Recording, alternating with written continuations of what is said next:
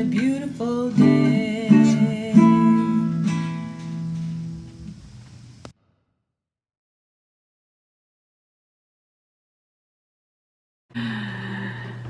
Hi there. Hello. I am the Guilty Knitter. Welcome. This is episode 29. This is my beautiful daughter, Erica Lee Martin. Hello. Hello. And she's our guest today on the episode, mainly because of this gorgeous sweater which I knit her, and is my final FO from 2019. I'm going to show you much better pictures later. Maybe I'll get her to stand up. But meanwhile, I'll just do a little intro. Where to find me. You can find me on Ravelry and I'm The Guilty Knitter, all one word. And I'm on Instagram as @GuiltyKnitter. And Erica is Erica Lee Martin on... Erica Lee Martin, all one word, on Twitter and Instagram. Yeah, that's probably the easiest way to find her. She's a singer. She does really wonderful music, so do check her out. And yeah. Anyway, I'm super thrilled to have a guest, my first ever guest. Thank you for having me. I know, I'm right? so honored. I was just kind of going like this, like, I'm not used to not being in the middle of the picture. I was like, come on, Mom. You got a guest. You had to share the frame. Yeah, it's a little tricky.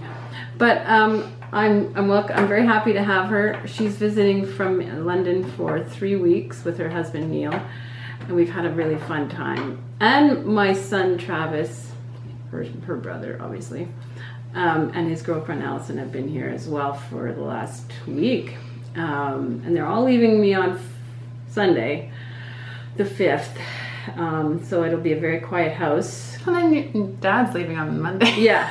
And my husband's leaving on Monday for Mexico for 5 weeks. And leaving me to go to work for 2 weeks. But I'm off to Mexico on the 18th, so I can't complain too much. I'll be going for 2 weeks. So yeah. I'm really jealous going back to rainy old disgusting London. I know. Well, I'm sorry to... It's so much worse than in Canada. Because Canada is like snowy and stuff. Most of Canada is really snowy and cold. But, you know, at least there's sunlight sometimes. And the snow lightens everything up. It Yeah. just doesn't seem as depressing, you know. No, the nights are kind of bright. In London, everything is dark all the time. Yeah. I don't know if I could handle that. That would be weird. I'm barely handling it. I'm like, come on, Marge. Marge, when the lights are getting better. Right. Well, shall we get started? Yes. I'm going to tell you all about the Opteka Sweater by Isabel Kramer. The thing is, this started off, the pattern is for a pullover. Can you maybe stand up or something? I don't know. It's hard to see all this stuff, but I'll show you some pictures later. But it has like a band nice of border on the bottom. What do you call it? Cable. Woo. 1x1 cable all around here. And then I added this border here that goes up the side of the button band to mimic what goes on at the bottom. And the other thing is, this was a pullover, and I decided to steek it, so I cut down the middle, added a panel of knit stitches down the front, and so that was my steek border. And I was going to make this what they call a knit facing, that Pearl Soho has a video up about that. So I decided to try it. It looked really cool on the video. It looked like it was going to be like beautiful, like really just finish it off just gorgeously inside here. But it ended up kind of making this whole thing very misshapen. So as I was more than halfway through, and I had to just frog the whole thing. And I'd already cut, so I was a little nervous about doing that. But this is yarn that is Kilborn yarn, 100% wool. And there's no problem. I don't think it's going to be coming apart. So anyway, I just put a line of hand stitching down to reinforce it inside. You can't see that.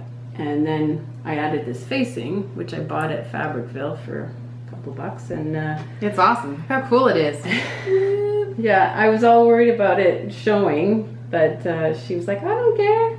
No, I love a nice lining, you know. Yeah, so I'm happy with it. I'm really happy, actually. The only thing is that this shoulder seems to like fall down a little bit. It's my shoulders.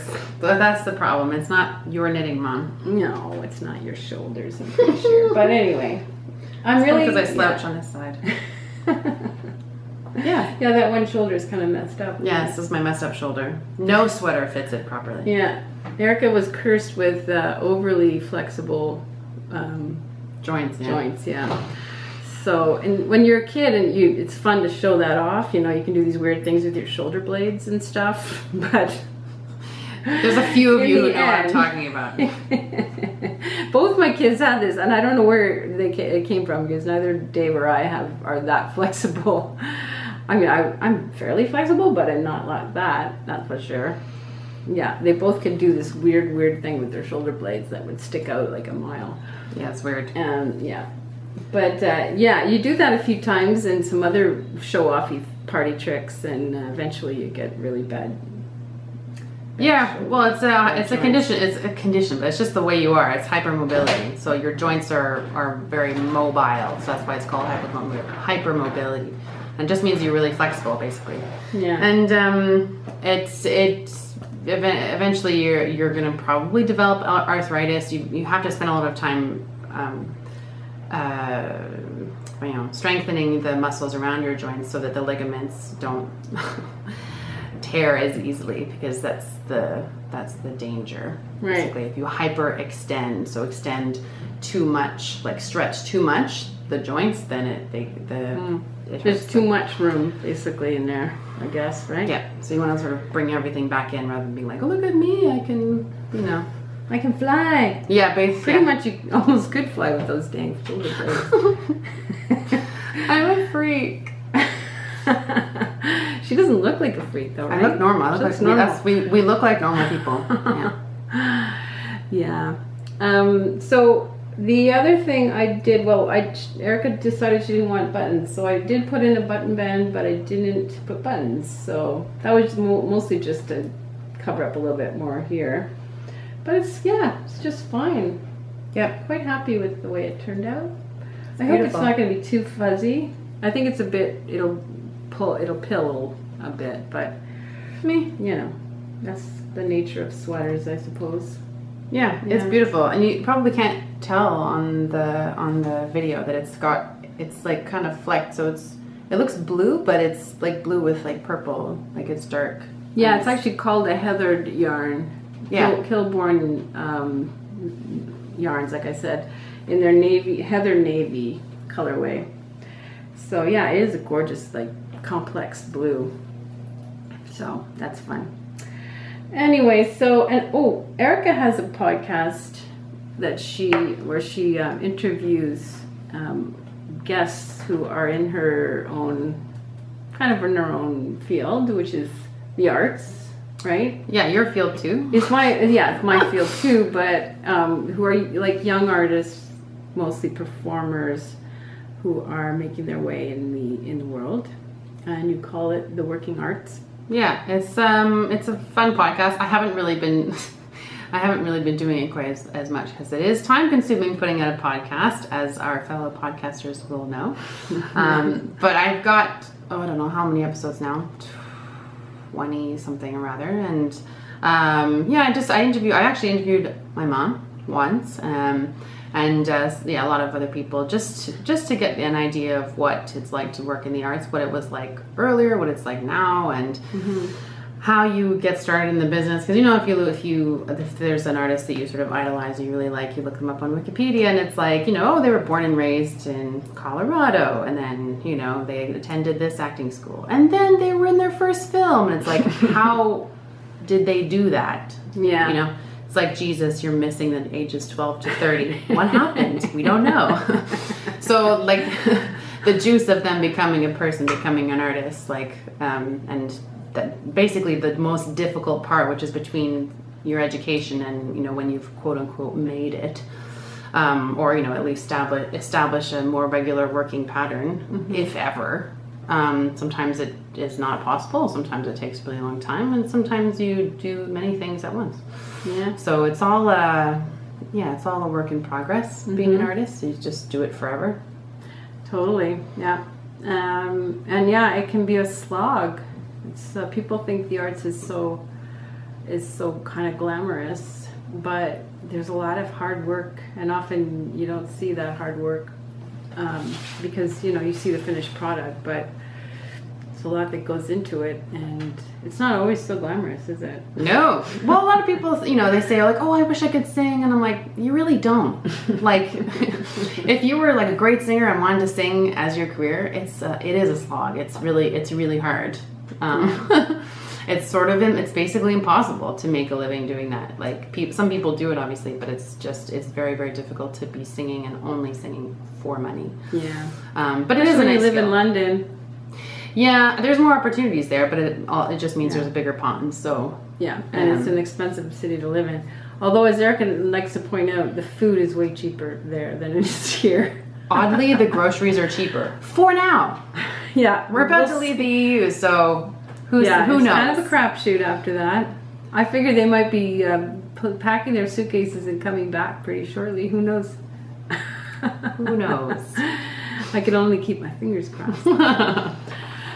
Anyway, so what else are you working on, Mom? What's your next project? Okay, well, first of all, I wanted to mention my beautiful Zweig, because this was my favorite, I think, We're kind of matching project of 2019.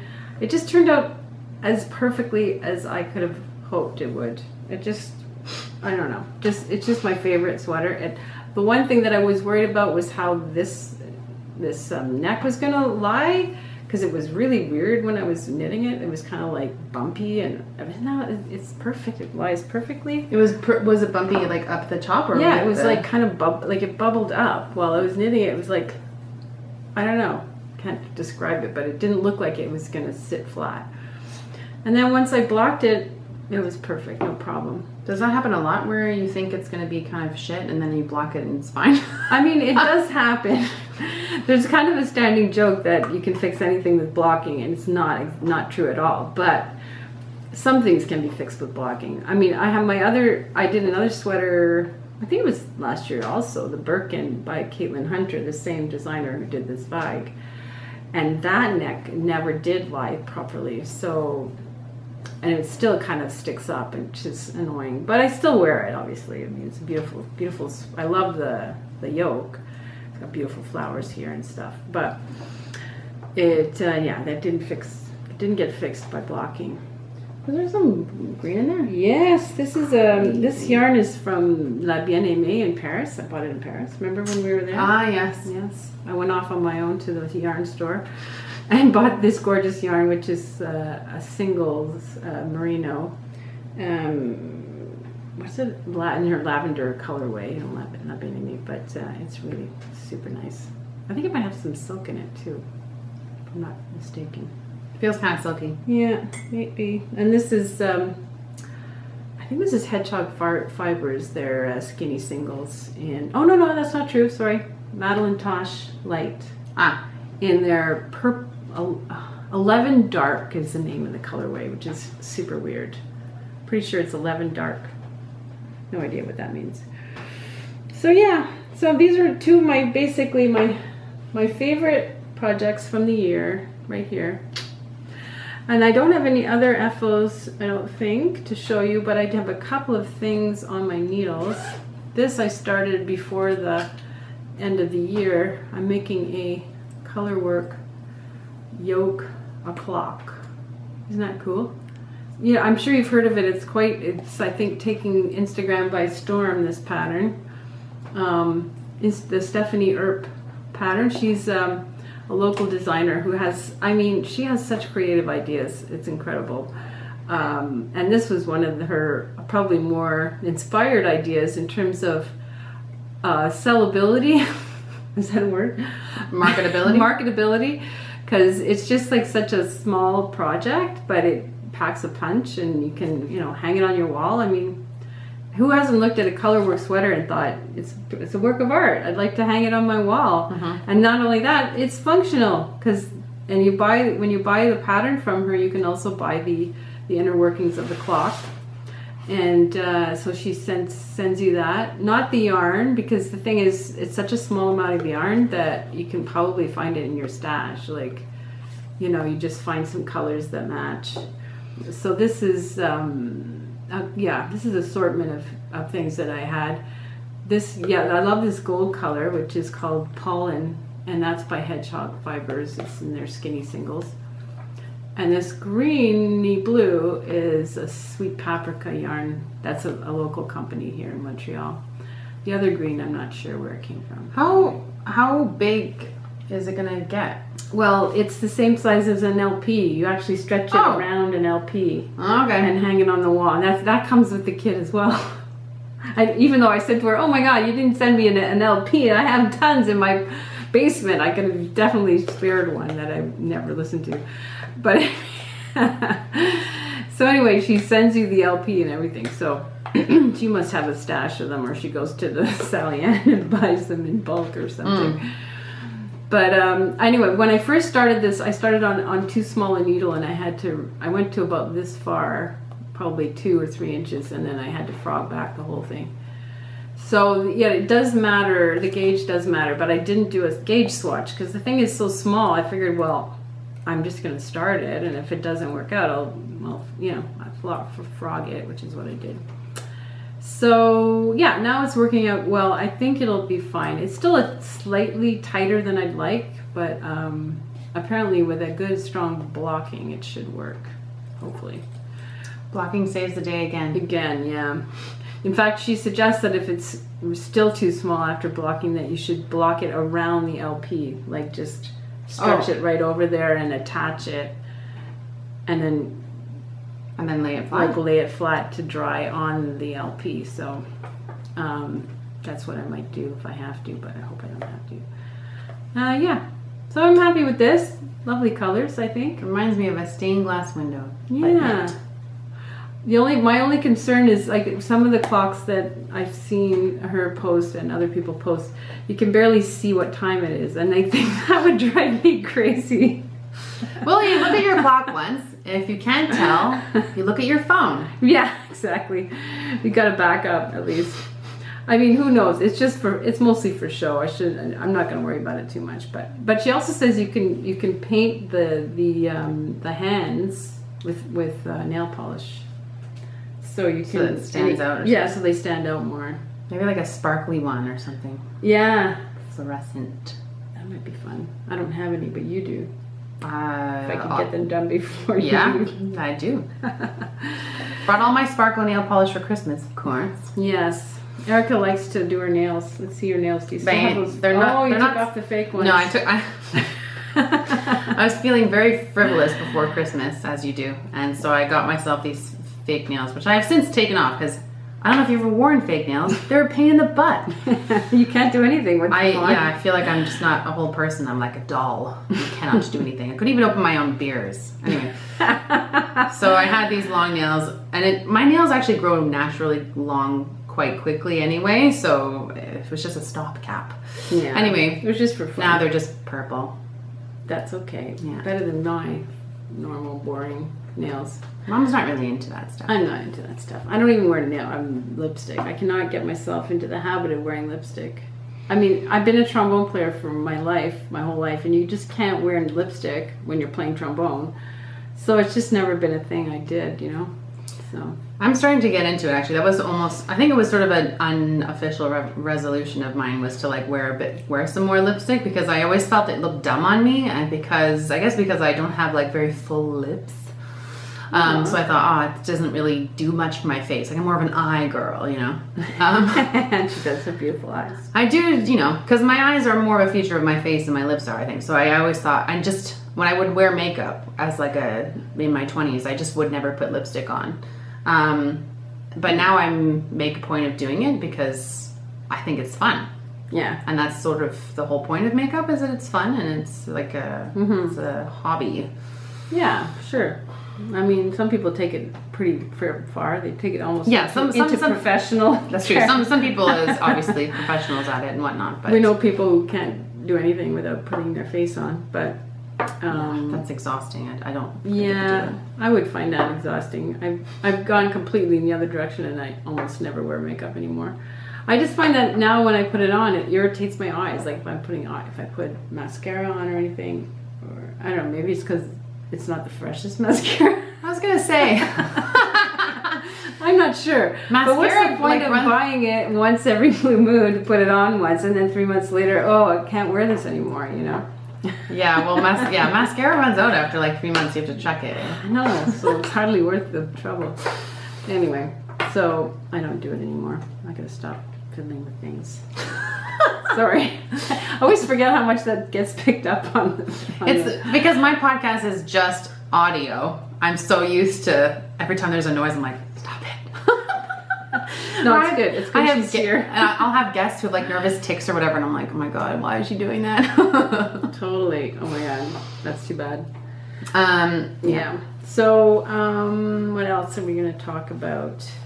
Oh yeah, well, I have another one on the needles, and that is the Garden Gate sweater by Jennifer Steingass. I cast this on New Year's Eve, and I'm getting that far so far. Not very far, but it's a lovely yarn as well. It is kind of heathered. There's almost little touches of black or purple in there. Oh yeah. Yeah. Cool. And I'm going with this black, which I bought in Buenos Aires. I was just telling Erica that I had forgotten where I got this. And the fact that it was an enormous skein of not branded yarn, just called merino yarn in a DK, and weight. And I put it in 2 balls. And so I looked at these 2 balls and I was thinking, well, which one is it that I'm supposed to use? I forget. Where did this other one come from? Then I remembered that I divided it in 2. So, mystery solved. But this is a beautiful, I'll show you the, you've probably seen it, but I'm going to look it up here. Meanwhile, Erica's going to entertain you with something. I don't know what. We were talking about New Year's. I might be stepping on my mom's podcasting toes here, but we were talking about New Year's and New Year's resolutions. And obviously stuff like, what are you going to knit comes up. So I actually put on my list that I was going to knit something. I know, I saw that. So Erica and I are doing this thing called the 20 for 20 for 2020, which is a Gretchen Rubin thing. You've heard me talk about Gretchen Rubin before if you've watched my podcast, because I think she's kind of my guru, my happiness guru. So she does this thing every year. She's done it for maybe 3 or 4 years, where she does a bunch of resolutions, sort of, but like a lot. So They're kind of intentions, I guess. I guess intentions sort of are better. It hasn't got the same connotation as one. Like somebody was telling me, what, you're gonna do 20 New Year's resolutions? That's crazy, and it is kind of crazy. But when you think that usually a New Year's resolution is something like major, like give up drinking, or I don't know, lose 20 pounds, or go to the gym. I mean, going to the gym is one of my resolutions, actually, but all of our resolutions? One of my 20 for 20 is to keep up my exercise regime. I figure last year I said add 1 more class to your exercise regime, and I couldn't even do that. I meant per week, right? And I didn't do that. So I thought, no, you know what? Aim low. I'm just going to keep up what I'm doing. I think that's a good resolution. So this 20 for 20, you just pick things that are, like sometimes they're going to be really easy, one off, like go to the camera issues. Yeah, camera issues. What else is new? This thing always does this. So as I was saying, you can do things like one visit to the art gallery, just like anything. Sometimes it's good to do a couple that are easily done in the first week or 2 or month, and then you just cross those off. Anyway, I find it fun. I have it hanging up in my practice room, and I can consult it and see how I'm doing and remind myself, oh yeah, I wanted to do that. And I have one that I'm really fixed on for this year, and I had it on my list last year, was to reduce waste. And that's a huge one for me, because I feel that we waste so much food and we buy things we don't need, and and my kitchen is full of food. You know, my cupboard's like, oh, You have a lot of space as well, and now you Yeah. only have 2 people in the house, so Yeah. it's like and you just fill up the space that you have. yeah, you just spread it out. We have a tiny flat, and we're just 2 people too, but we have a smaller place, and we still end up wasting food probably because we're both busy and whatnot. And Yeah. I would also like to reduce some of the waste because it's just really stupid. I think it's they say it's actually one of the most powerful things you can do to help the planet is to not waste so much food, because that's just such a general problem. Because if you're wasting less, then you're buying less stuff, and that's like it accumulates. You're talking about maybe a couple of meals a week, and that over the course of a year makes a huge difference. you know? Yeah. I mean, you think you have to buy new ingredients to make those 2 meals that you otherwise could have eaten from what's in your fridge, let's say, or in your cupboard. Like in my case, I have tons of dried and canned food that just sits there, you know. Yep. Anyway, so that's one of my aims, and also to knit 20 projects this year. 16 of them from stash. You heard it here first. Okay, we're gonna hold you to that, Mom. I don't know, guilty knitter. I don't know. Oh yeah, that's me all over the place. Okay, so this is the Garden Gate sweater by Jennifer Steingass. So I've got a much brighter pink than that, and the black. So it's very, very striking. I saw a similar black and pink color palette on, I think it was on Espace Tricots. In their store, in fact. They have I had a sample anyway of that. And this is the yarn I'm using. It's a Norwegian yarn called Tynda Norsk Pelsudgarn. I'm sure I nailed that. Anyway, it's lovely stuff. A little bit rustic. I won't lie. It won't be next to my skin though, so I'm not too worried. It's a sort of very roomy sweater. My cast on is a little loose. It's a little less than what I wanted for gauge, 20 instead of 22 or something. But I'm just gonna try it on as I go and see if it'll probably work out.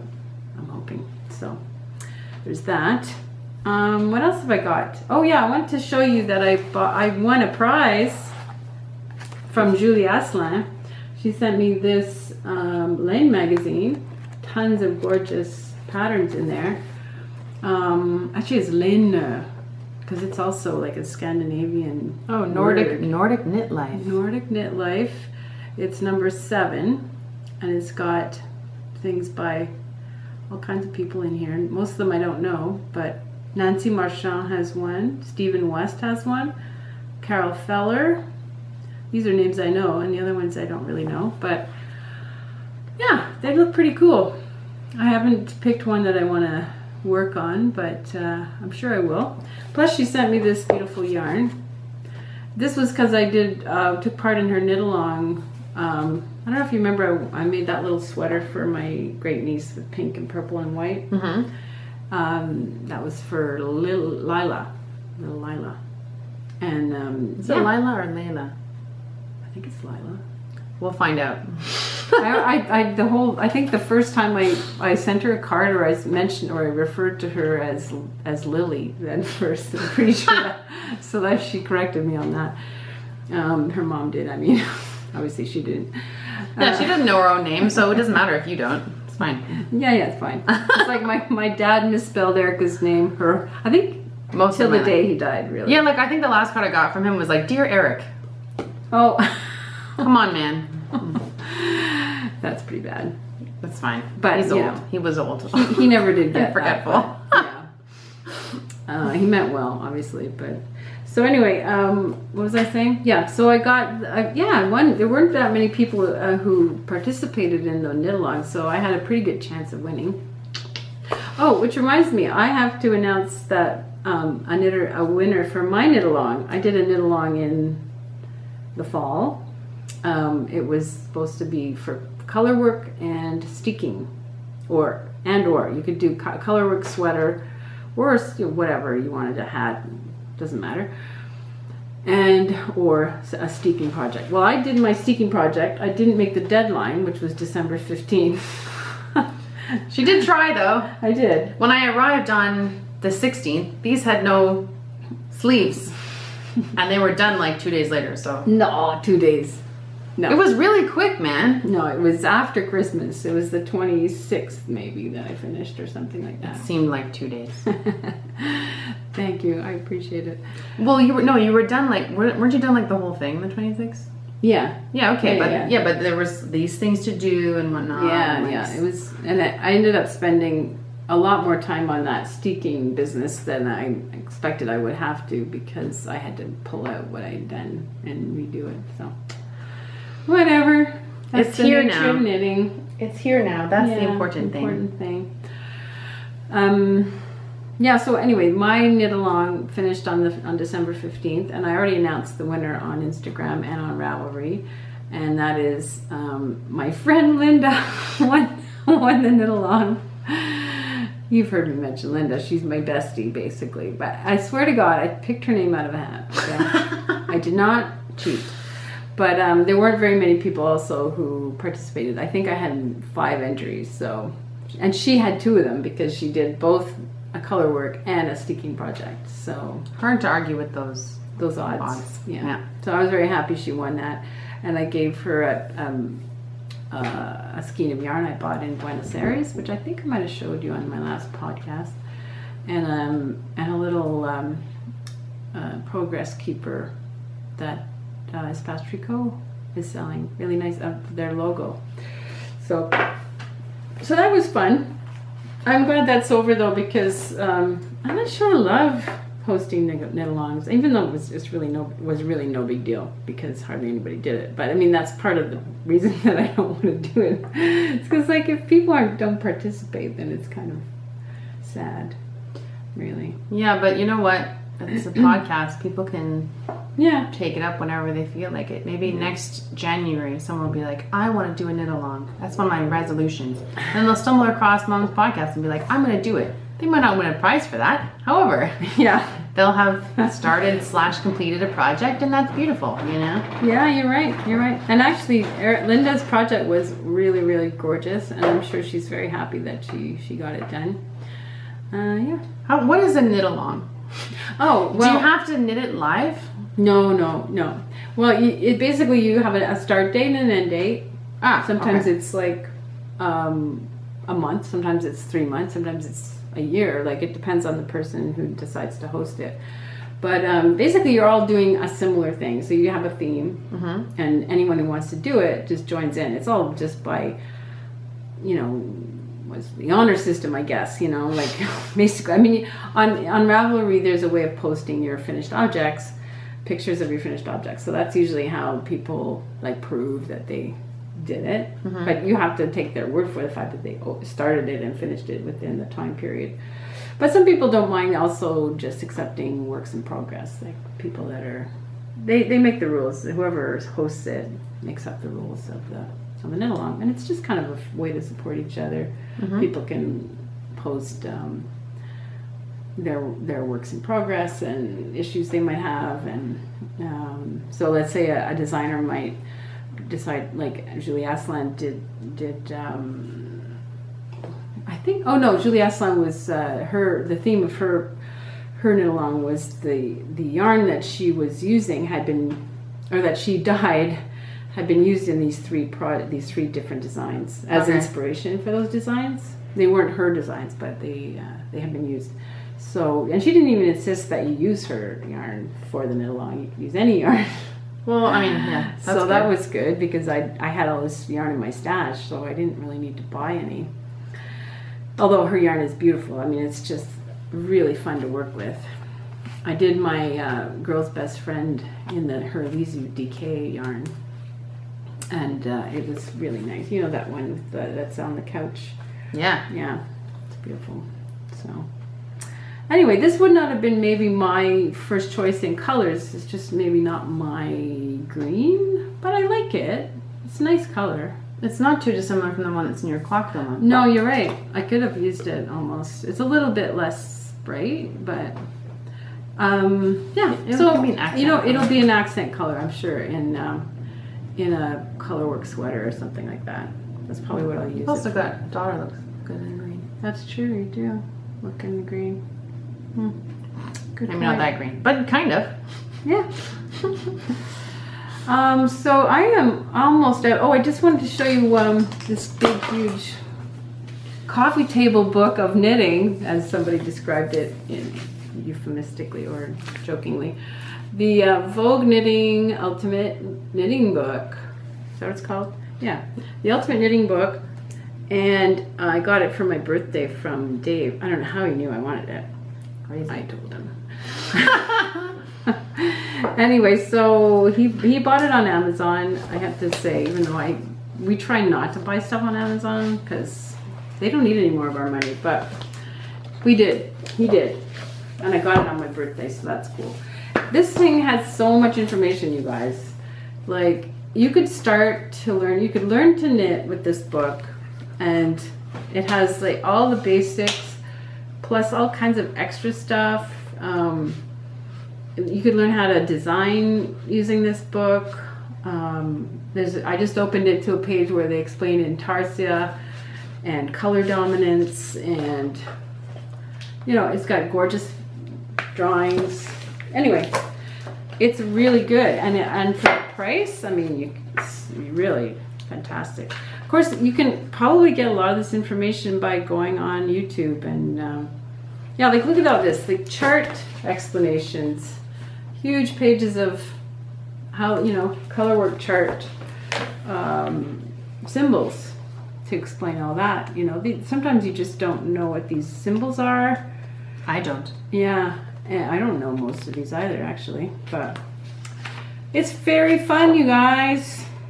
So there you go. Also, it's just cool to have a coffee table book. Yeah. It just makes you seem fancier. Yeah. Just generally. Yeah. Anything that says Vogue on it as well, it's just like, I know, right? Vogue. Who knew Vogue would get into knitting in such a big way? I mean, this book has been around. This is an updated version, but that book's been around for a long time, for decades. Vogue I Knitting think. Magazine. Yes, exactly. Yeah. It's a serious business, knitting. Yes. Well, what else do I have to show? I pretty much told you everything I need. Oh, I have one more work in progress whip, but I'm not going to even bother showing it to you because I haven't knit on it for months and I have made no progress. That's my timber sweater by Jose Paquin, I think, or Shannon Cook, one of those two. I'll write it down below because I don't remember who it was now. But yeah, so that's it. I think I'm going to say goodbye. Shall we? Sure. Okay. Thanks for joining me, Erica. Anytime. Thanks for having me. Yeah. If only I had a partner in crime for every episode, that would be fun. You should get one. I know. If anyone wants to be on my mom's podcast, shoot her a DM. There you go. You have to live locally. I'm not going to do one of those split screen podcast things. I don't know. I can't do that. That's way too technically beyond me, I think. I don't think it is. No? I could teach you how to do that. Oh, yeah? Okay. Well, it's good to know. If ever that comes up. Collaborate is also on my list of 2020s. Because I keep bugging her to get a band together, but she doesn't want to because she's a control freak when it comes to her music. Well, it's that, and also like it's a bit of a commitment once you have other people involved. You can't just be like, oh, I don't feel like you have to do it. Yeah, that's true. So that has its good side also. I collaborate on other things, like when I make my music videos. I have a lot of music videos. You should check out my YouTube channel too, Erica Lee Martin. I collaborate with that, so I have actor friends who are in the music videos. I have filmmakers who I work with, DOPs and production designers and stuff who work on the videos with me. What's a DOP? Director of photography. Oh. So yeah. There you go. So yeah, I collaborate anyway, and obviously when I make plays, you need to collaborate. But yeah, music, the songwriting, I think, more than anything else, not necessarily like instrumentation, but more the songwriting. I am a bit of a control freak. But that's fine. I don't think you need to give that up, really. that kind of control. I mean, but the thing is, I think with a collaboration, what could happen naturally and what ideally would happen naturally is that you'll be playing with this person and they'll go, hey, what about this? Maybe you could try this, you know. And I'll say no. And she'll say, that's not my idea. And I'm not doing it. No. And that's how it'll go, folks. Bye. But on the other hand, it could turn out quite nicely. But but that really depends on personalities and... Depends on who you find. There are a lot of, artists just starting out, or part-time musicians and stuff. There are a lot of them in London, and you need to. It's not just finding a person. You can find someone, but whether you're going to gel at all it's a bit of a gamble. So I guess I don't know if I have the energy to try several different people before finding one that actually works. Yeah. But I think if you put yourself out there, then you're like, if you put yourself out there, they will come. Like you will get something back for what you put in. 100%. So yeah, I guess it's just a matter of wanting to, right? I mean, it's just a matter of doing it. Really wanting to do it and doing it. Yeah.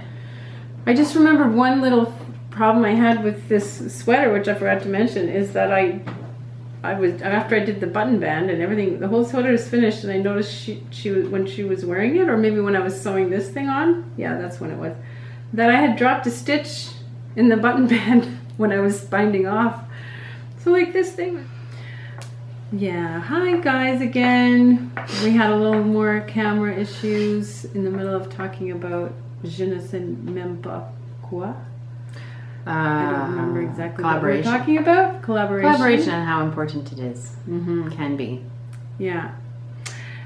And and I think it's great. I of course, as a knitter, you don't really, I mean, you collaborate in a sense with the designer of your pattern, and sometimes you modify that pattern, but they don't need to know about that. Whereas, and they often don't. Yeah. I guess. Yeah.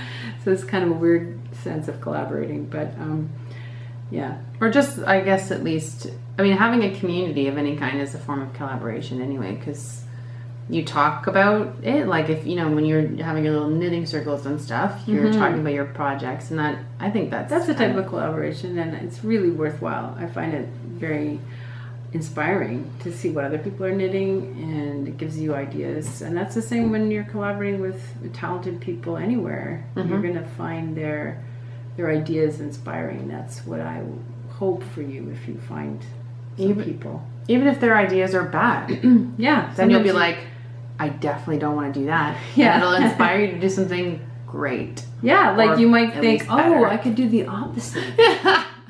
Hey, it's true. Maria Callas used to go to every every show she could, and every master class she could, even the bad ones, she said, because you can learn more from the bad ones than from the good ones.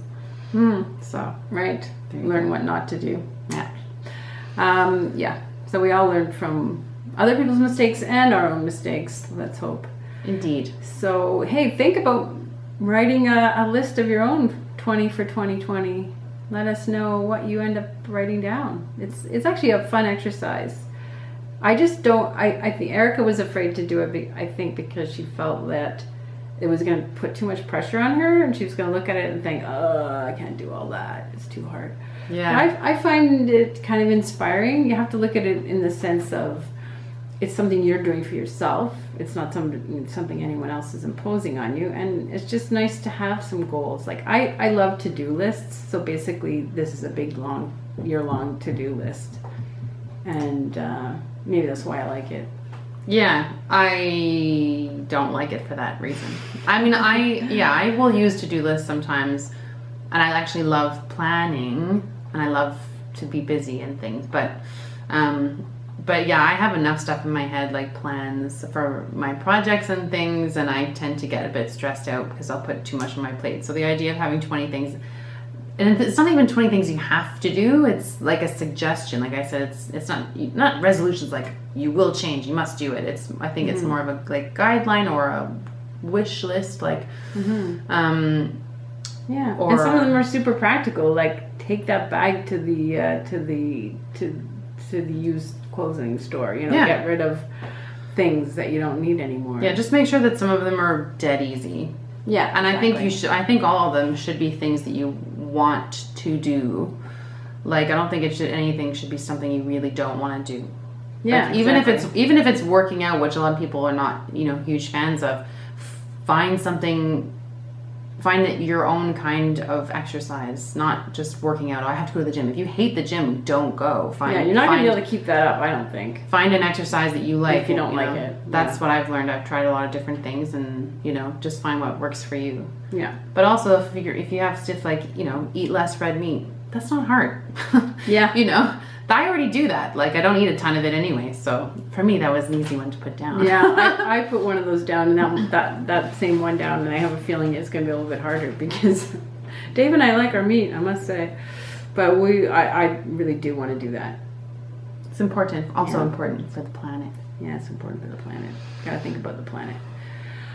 Okay, well, it's been really nice having Erica as my guest, and hopefully she'll come back another time.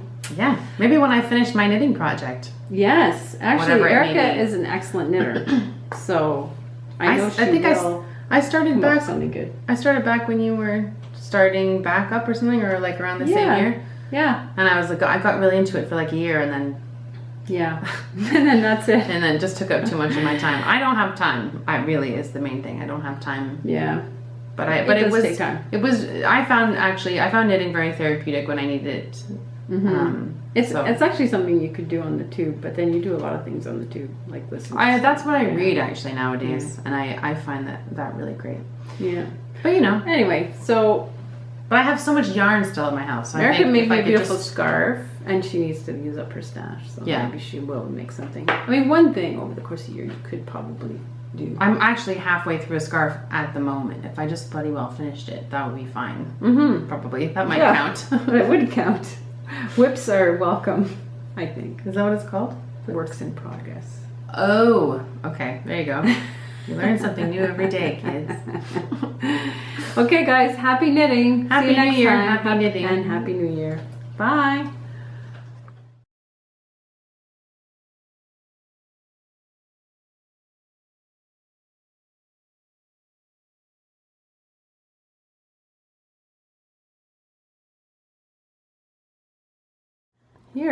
Here she is, the beautiful Erica Martin in her Opteka sweater, made by yours truly. Let's look up a little closer. See the cord. Turn around. Nice. Turn all around. Lovely.